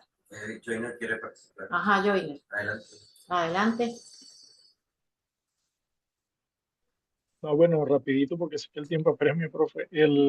Precisamente con respecto al tema del barroco, una de las cosas que yo estuve viendo cuando leía a Horacio es que el barroco más bien a veces parece como que ir en contra, pero particularmente no el barroco conceptista de Quevedo, que bueno, eso sí lo toma en cuenta en mucho, sino el barroco veranista de Góngora. Ujú. Porque, no porque no haya técnica, porque sin duda que la Sí, hay, uy, sino claro, mucho. precisamente Hay un exceso. el polifemo es una monstruosidad. El polifemo es Sí, una monstruosidad. increíble, sí.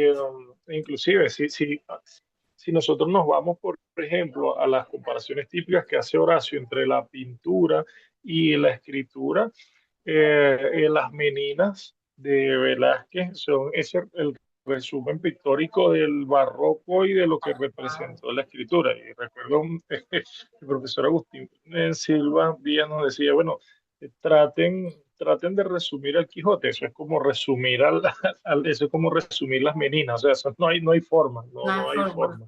Y por Ni, eso no hay veo inteligencia cierta artificial que diferencia. valga. Ajá, sigue. Sí, es eso. Ah, bueno, muchas gracias. Sí, claro, por supuesto. Es que en lo que quiero decir no es que abandonaran la técnica. Por ejemplo, Góngora imposible. O sea, ahí la forma está lo que está es como puesta en un primer lugar. Está la forma y está el tema, el concepto también en ellos. Pero prima la forma sobre el concepto. Pero está en Quevedo, prima el concepto y la forma está, pero está en una jerarquía menor, pero están, ¿no? Ambas. Y más en estas épocas que pues imposible, o sea, crear esas cuestiones sin técnica, yo no lo veo posible. Ajá. Bueno, gracias. Entonces vamos aquí a lo que también a referencia a lo que él decía por ahí. Hola. Dice aquí que, bueno, poesía, pintura y verdad de la ficción. Entonces, así está pictura poiesis. La pintura, como la pintura sí es la poesía. Entonces, claro, aquí nos habla de la proporción, de la unidad, de cómo tiene que ser una obra realmente como la pintura, ¿sí? Como el ejemplo que nos daba Joner era muy bueno, porque fíjense que pues realmente es así, es un reflejo de una realidad que se toma de una manera y que tiene un ritmo, una técnica, un concepto, y así tiene que ser tal cual en la obra. Y por otro lado, pues el concepto de mímesis, que también está, este es otro de los temas que aparece en la obra, de imitación de la vida, ¿no? Pero igualito que en este caso como Aristóteles también, él toma esa cuestión de ahí, y era un concepto pues que para esa época era esencial y que muchos siglos estuvo muy presente en la estética, y antes y después, ¿no? de Horacio. Entonces, bueno, lo inventado para amenizar debe ser creíble. Horacio advierte expresamente no exigir al público que crea en absurdos, como sacar, esto es citado aquí de la obra, como sacar vivo a un niño del vientre de una lámina. La ficción solo conmueve cuando respeta la lógica de la realidad. Bueno, entonces este tema de la verosimilitud ya lo hablamos anteriormente con Aristóteles, aquí se repite, que es no lo que podría ser, no lo que es, sino lo que podría ser. La cuestión es que sea creíble, que esté contado de forma verosímil, ¿sí? Que lo vemos en el cine actual, de terror o de ciencia ficción o lo que sea. Importa es que tenga lógica interna, que sea posible, que sea verosímil, no tanto que haya sucedido o no haya sucedido. Bueno, avancemos porque si no, no llegamos al meollo del asunto. Bueno, aquí hay unos temas que he comentado antes, ahí hay 3, 4 que mencionamos, pero estos temas son básicos dentro de la obra. Ahí están los versos en los que se refiere cada uno de esos temas, los menciono brevemente para poder pasar a las dualidades horacianas que me interesan más. Bueno, entonces, necesidad de guardar equilibrio, armonía entre todas las partes de la obra. La unidad y coherencia. La noción de decorum. Esta noción de decorum sigue funcionando durante la época renacentista, durante la época también medieval, durante la época renacentista, en el barroco, entendida como que el decorum, ¿qué es? Es todo, es la puesta en acción en la obra de ¿qué? Del equilibrio, la proporción y la conveniencia. Que la conveniencia entra aquí relacionada con la función de la literatura. Entonces aquí no es solo una cuestión de forma, de estructura de ese organismo vivo, sino cómo ese organismo vivo va a interactuar en su contexto. Entonces empezamos a ver que esto no es solo, igual que Aristóteles, no es solo una cuestión formal o de reglas, sino que esa cuestión tiene un impacto social. Bueno, también otro de los temas, relación entre las artes. Aquí esto es una cuestión que diferencia un poco a Horacio de Aristóteles, es la cuestión sobre el hecho de que él no, esto es una propuesta hacia todos los géneros de las producciones de la poesía, de lo poético, hacia todos los géneros, no solamente hacia la tragedia como lo presentaba Aristóteles, sino que es más general.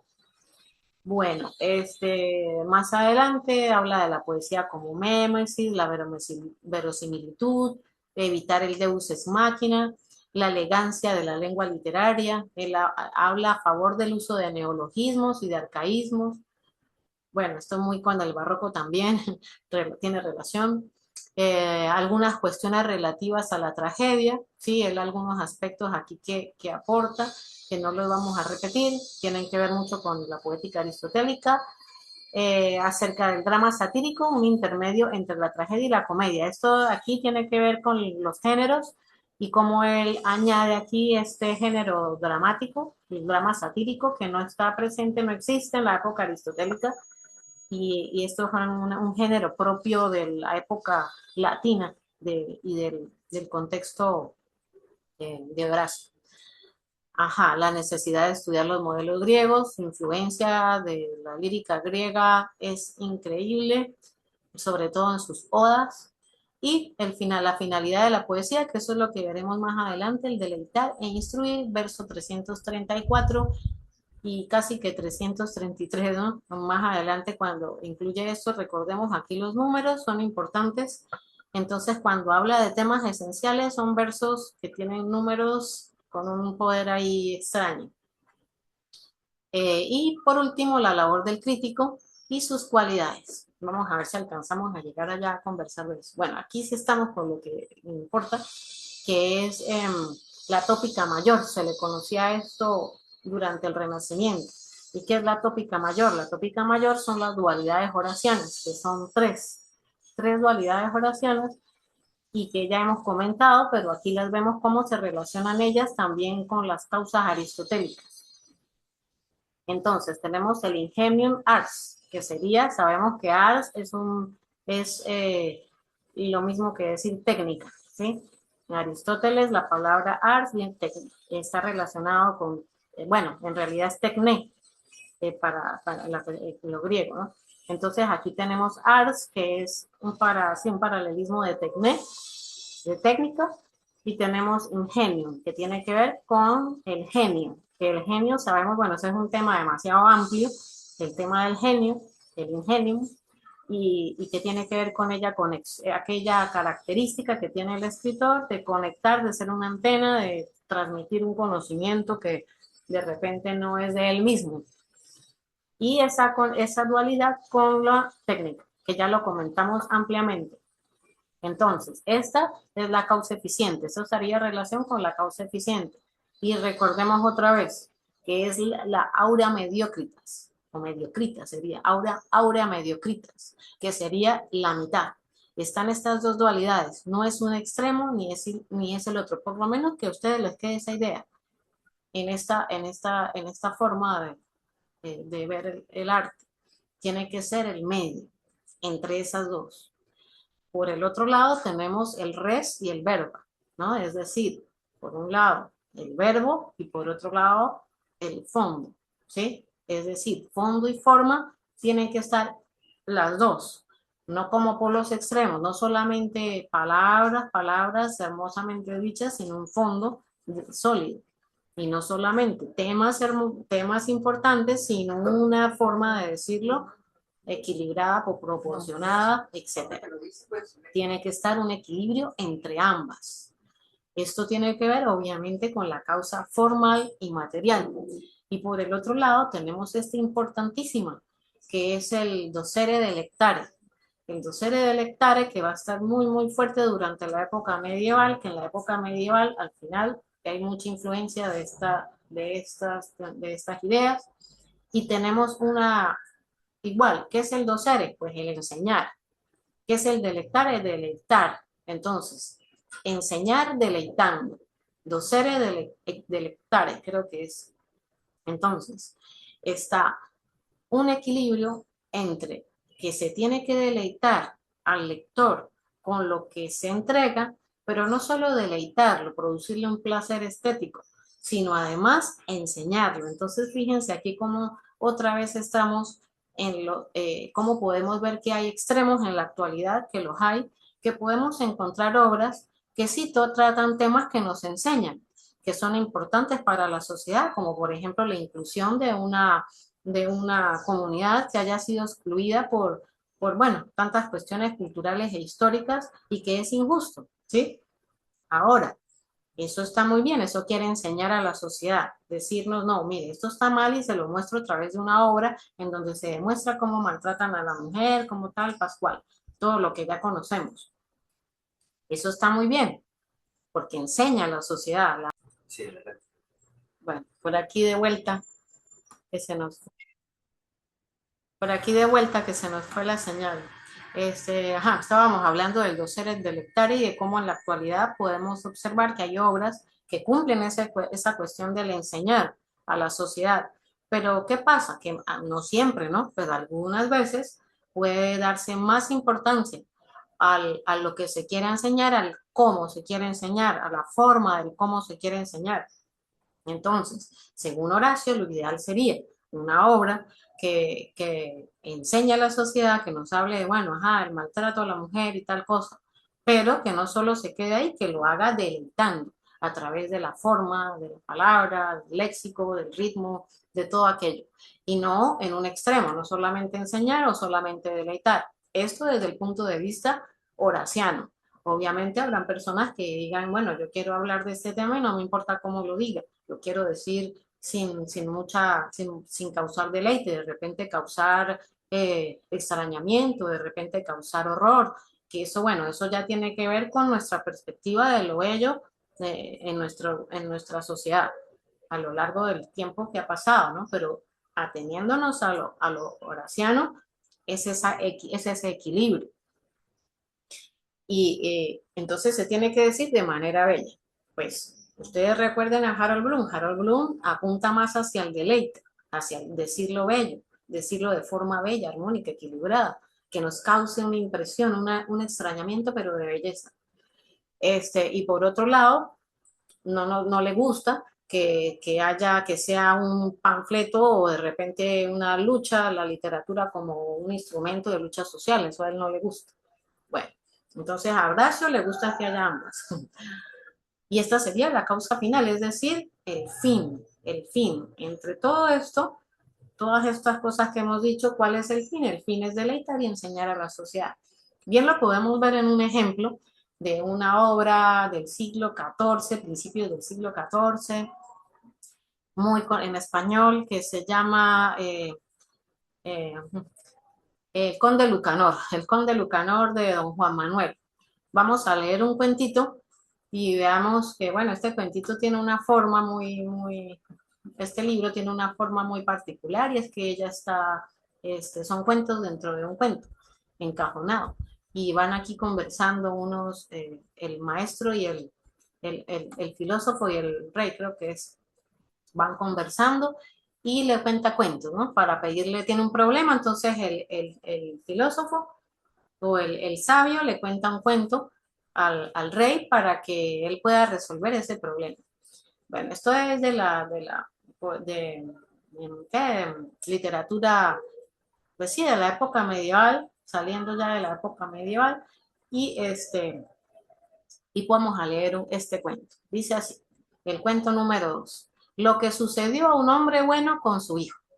Dice así, otra vez hablando el conde Lucanor con Patronio, el conde Lucanor hablando con Patronio, ¿sí? Patronio es el filósofo que le da consejos al conde, es el conde Lucanor, por eso se llama así el libro. Y este es su consejero. Los filósofos pues solían ser consejeros, eran sabios de los condes o de la gente que tuviese poder. Entonces están hablando y el conde le dice a Patronio, su consejero, que era un viejito además, le dijo que estaba muy preocupado por algo que quería hacer, pues si acaso lo hiciera, muchas personas encontrarían motivo para criticárselo. Pero si dejara de hacerlo, creía él mismo que también se lo podrían censurar con razón. Entonces es como si lo hago, me critican, no lo hago, me critican. Contó a Patronio de qué se trataba y le rogó que le aconsejase en este asunto. Entonces pasa así. Señor conde Lucanor, dijo Patronio, ciertamente sé que encontraréis a muchos que podrían aconsejarnos mejor que yo. Y como Dios os hizo de tan buen entendimiento, mi consejo no os hará mucha falta. Pero como me lo habéis pedido, estas son formas muy específicas, ¿no? Que se repiten en estos cuentos. Él dice que no, usted es muy inteligente, mi consejo no le servirá. Eso se repetía de otras maneras en otras obras. Era particular de esa época. Ajá. Pero como me lo habéis pedido, os diré lo que pienso de este asunto. Señor conde Lucanor, continuó Patronio, me gustaría mucho que pensarais en la historia de lo que ocurrió a un hombre bueno con su hijo. El conde le pidió que le contase lo que había pasado, y así dijo Patronio. Señor, sucedió que un buen hombre tenía un hijo que, aunque de pocos años, era de muy fino entendimiento.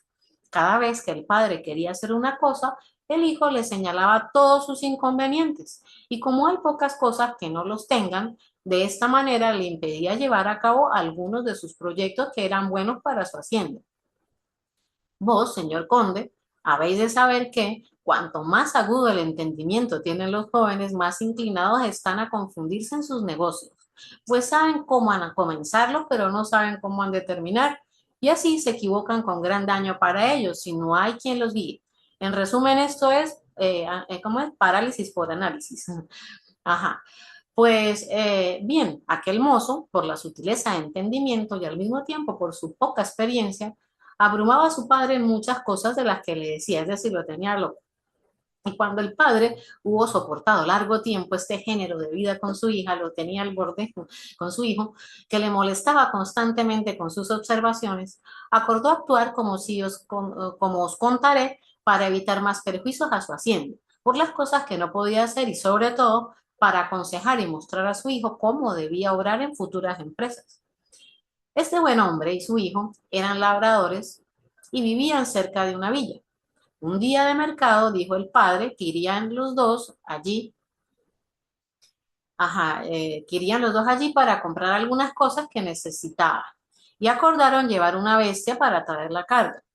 Y camino del mercado, yendo los dos a pie y la bestia sin carga alguna, se encontraron unos hombres que ya volvían.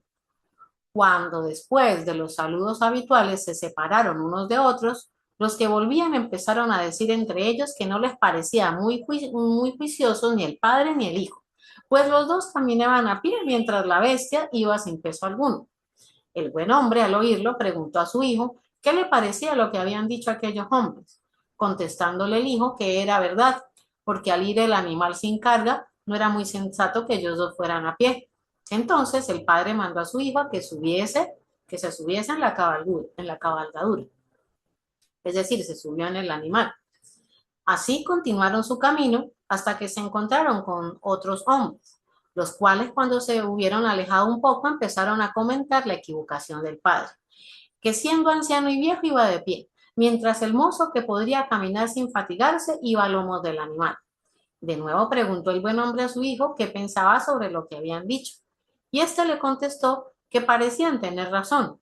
Entonces el padre mandó a su hijo a bajar de la bestia y se acomodó él sobre el animal. Al poco rato se encontraron con otros que criticaron la dureza del padre, pues él, que estaba acostumbrado a los más duros trabajos, iba cabalgando, mientras que el joven, que aún no estaba acostumbrado a las fatigas, iba de pie. Entonces preguntó aquel buen hombre a su hijo qué le parecía lo que decían estos otros, replicándole el hijo que, en su opinión, decían la verdad. Inmediatamente el padre mandó a su hijo a subir con él en la cabalgadura para que ninguno caminase a pie.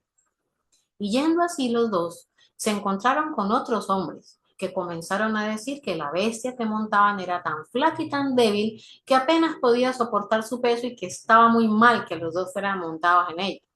El buen hombre preguntó otra vez a su hijo qué le parecía lo que habían dicho aquellos, contestándole al joven que a su juicio decían la verdad. Entonces el padre se dirigió al hijo con estas palabras: Hijo mío, como recordarás, cuando salimos de nuestra casa íbamos los dos a pie y la bestia sin carga, y tú decías que te parecía bien hacer hacia el camino. Pero después nos encontramos con unos hombres que nos dijeron que aquello no tenía sentido y te mandé a subir al animal, mientras que yo iba de pie. Y tú dijiste que eso estaba bien. Después encontramos otro grupo de personas que dijeron que esto último no estaba bien. Y por ello te mandé a bajar y yo subí. Y tú también pensaste que era lo mejor. Como nos encontramos con otros que dijeron que aquello estaba mal, yo te mandé a subir conmigo en la bestia. Y a ti te pareció que era lo mejor ir los dos montados. Pero ahora estos últimos dicen que no está bien que los dos vayamos montados en esta bestia. Y a ti también te parece verdad lo que dicen. Y como todo ha sucedido así, quiero que me digas cómo podemos hacerlo para no ser criticados de las gentes. Pues íbamos los dos a pie y nos criticaron. Luego también nos criticaron. Y cuando tú ibas a caballo y yo a pie, volvieron a censurarnos por ir yo a caballo y tú a pie. Y ahora que vamos los dos montados, también nos critican. He hecho todo esto para enseñarte cómo llevar en adelante tus asuntos, pues algunas de aquellas monturas teníamos que hacer y habiendo hecho todas, siempre nos han criticado. Por eso, debes estar seguro de que nunca harás algo que todos aprueben, pues si haces alguna cosa buena, los malos y quienes no saquen provecho de ella te criticarán. Por el contrario, si es mala, los buenos que aman el bien no podrán aprobar ni dar respuesta buena a esa mala acción.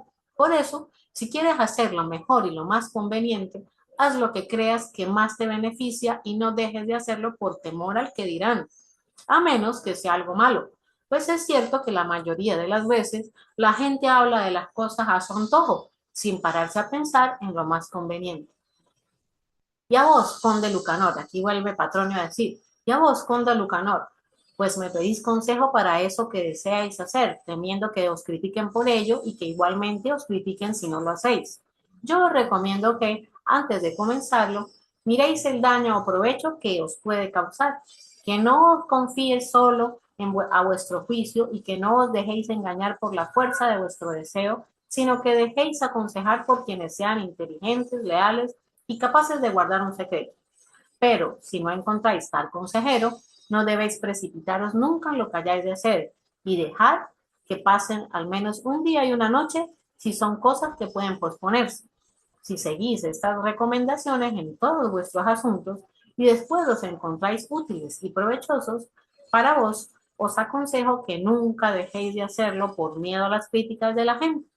El consejo de Patronio le pareció muy bueno al conde, que obró según él y le fue muy provechoso. Bueno, y él siempre termina los cuenticos así. Y cuando don Juan Manuel escuchó esta historia, la mandó a poner en este libro e hizo estos versos que dicen así y que encierran toda la moraleja. Por críticas de gentes, mientras que no lo hagáis mal, buscad vuestro provecho y no os dejéis llevar. Bueno, ¿a qué viene todo esto, muchachos?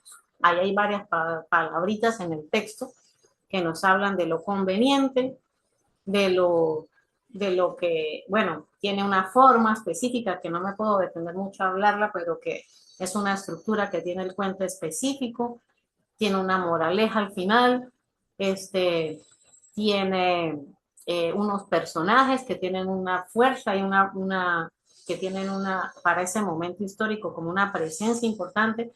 Entonces, claro, en esa época no todo el mundo leía, pero sí se contaban muchos cuentos. Entonces, fíjense cómo la literatura, aquí, como hay presencia de estas máximas que se acomodan muy bien a la época medieval, y que cuáles fuerzas son, pues el enseñar deleitando. Se está enseñando a través de estos cuentos que tratan temas diversos, este es uno de los temas, está enseñando a la gente, a los que leían y a los que escuchaban esas historias, que los que leían eran pocos, bueno, que se puede deleitarse con un texto que nos cuenta una historia, que nos presenta unos personajes, que nos muestra una forma encajonada, que nos muestra unos versos al final, pero que tiene una función didáctica. Entonces, claro, en la época medieval, pues obviamente la función didáctica está en su máximo esplendor, pero hay obras que las que pasan a la historia, pues no dejaron de lado el deleite. Entonces, es bueno tener, hay una cuestión aquí que podemos tal vez relacionar de forma brusca, pero sí, y es que estas obras, esta obra en particular, esta obra medieval, tiene mucha relación con la autoayuda, con los textos de autoayuda que podemos encontrar en abundancia en la actualidad. Y es que, ¿qué pasa? Que en la autoayuda actual, no en toda, pero en una gran parte, hay textos que se van hacia el enseñar y olvidan el deleite. Entonces, ¿qué sucede? Que para este tipo de literatura, si la podemos llamar así, entonces, ¿qué debería ser? Pues, según Horacio, lo que tiene que existir es el de las dos, en el medio. El enseñar, una didáctica del cómo actuar, del cómo ser, del cómo mejorar, pero con deleite, que la forma no esté obviada. Entonces, sí, uno puede encontrar libros que tienen grandes máximas y estoicas, por ejemplo, este famoso del Club de las 5 de la mañana. Ajá, es un libro que tiene una función didáctica, está ahí, pero ¿qué hay del deleite? ¿Qué hay del cómo está escrito? ¿Está presente ahí o no está presente ahí?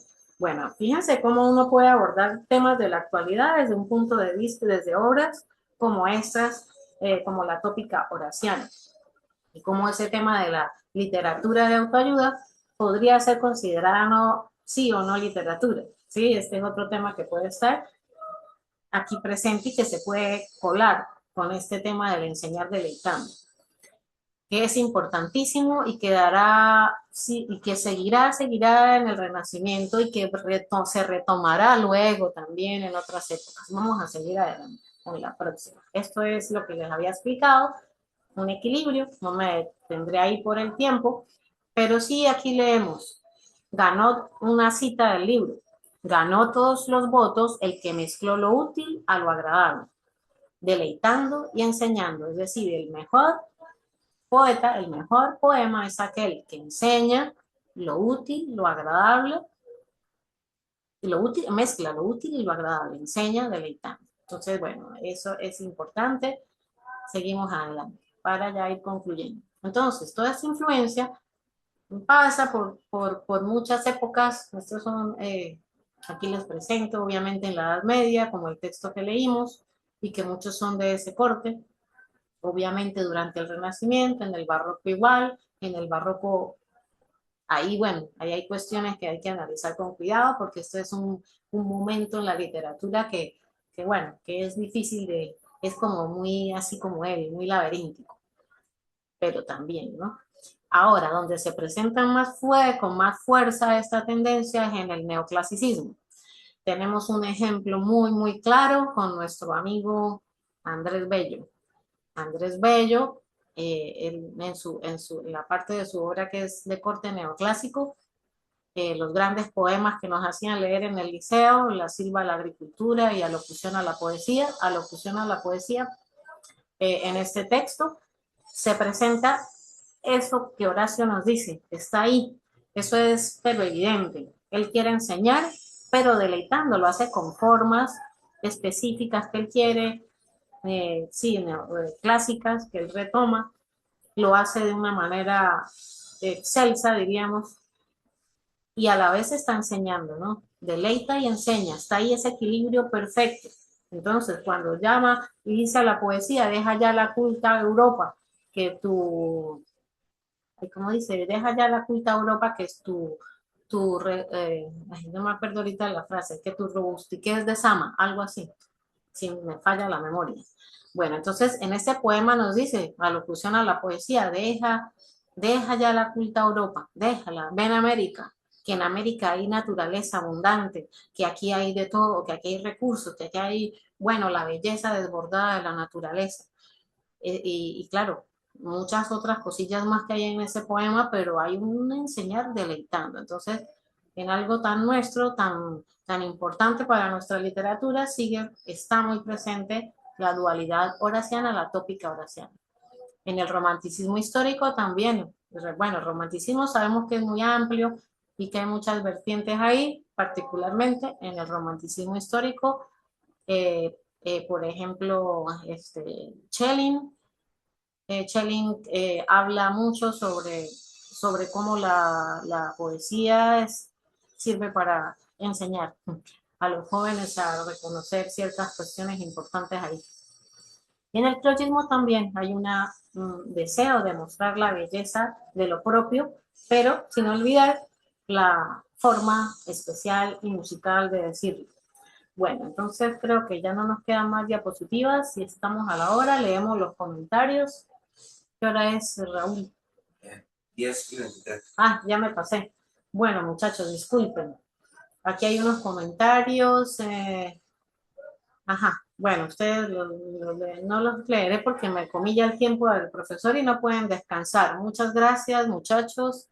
Espero que estén ustedes, bueno, aquí hay unas cosillas muy importantes que han dicho, léanlas, las estoy mirando así muy rápido, pero no las leo, lástima, porque pues ustedes tienen que ir a descansar, ir al baño para ver su próxima clase.